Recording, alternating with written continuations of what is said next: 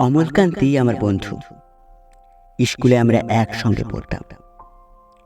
রোজ দেরি করে ক্লাসে আসতো, পড়া পারত না।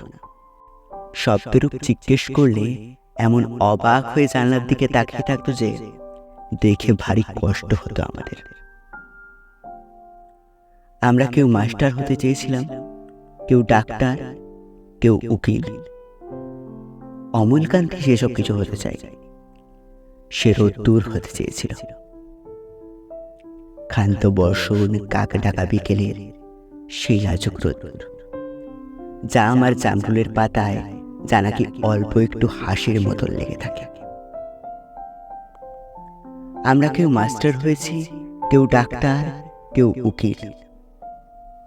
অমলকান্তি রোদ্দুর হতে পারেনি।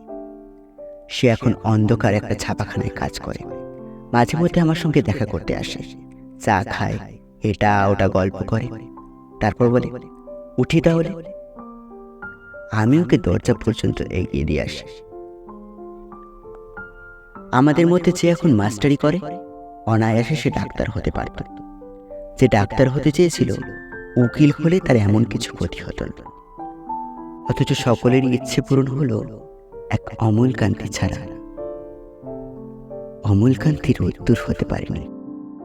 সেই অমলকান্তি রোদ্দুরের কথা ভাবতে ভাবতে ভাবতে ভাবতে যে একদিন রোদ্দুর হতে চেয়েছিল।